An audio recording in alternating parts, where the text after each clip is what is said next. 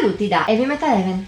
Oggi celebriamo i 10 anni di un EP che con le sue meravigliose suggestioni ti porta molto più indietro nel tempo, grazie a un metal avanguardistico ispirato all'antico Egitto.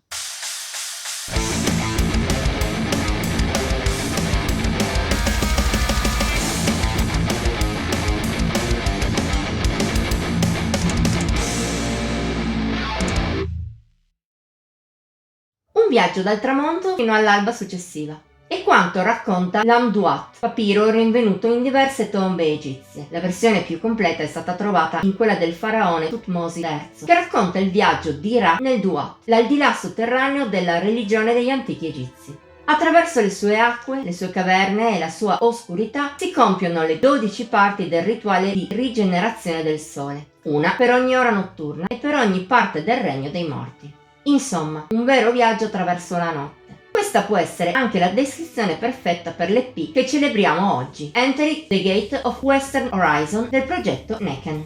Uscito esattamente 10 anni fa, il 23 settembre del 2015, è l'esordio di questa one-man band del musicista nostrano Seth Peribsen. E che esordio! Parliamo di un EP davvero meraviglioso, uno dei pochi dischi capaci di andare persino oltre l'eccellenza e di rimanere nel cuore di chi, all'epoca, la vecchia webzine, lo recensì su richiesta e se ne innamorò. Merita in primis del suo tema cardine, ispirato proprio all'Amduat. Necken lo racconta attraverso le suggestioni della propria musica, tutta strumentale ma immaginifica all'estremo.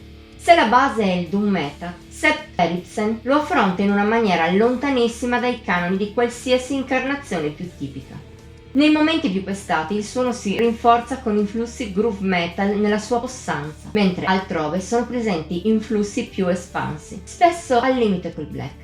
Se già così un suono personale, Entering the Gate vi aggiunge spesso anche strumenti folk medio orientali, soprattutto percussioni, ma anche strumenti a corda, che danno al tutto un tocco molto antico e in linea col tema.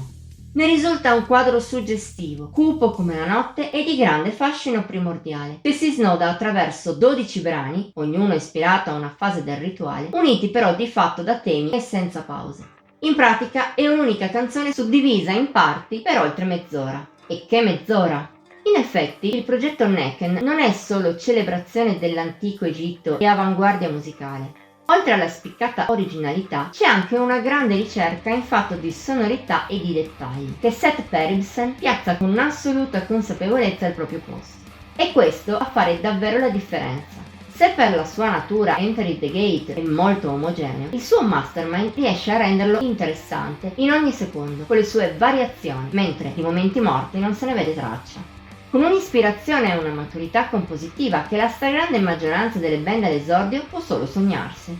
Vista la già citata natura dell'EP, menzionare solo alcune delle sue 12 tracce è difficile, ma possiamo indicare qualche nome. Per esempio, Bow of the Duat, in cui si sente per la prima volta l'unione tra sonorità pesanti e strumenti etnici, introducendo i temi principali che si senteranno poi.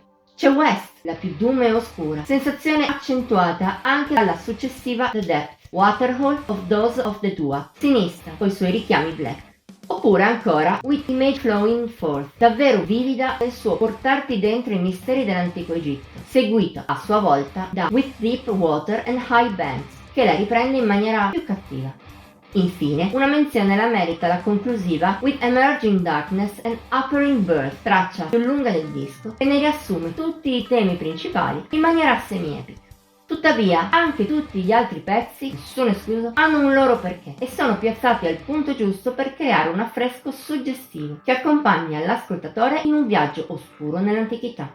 A questo punto c'è davvero rimasto poco da dire. Entering the Gate of the Western Horizon è un EP in pratica perfetto, tanto grandioso e suggestivo quanto sottovalutato.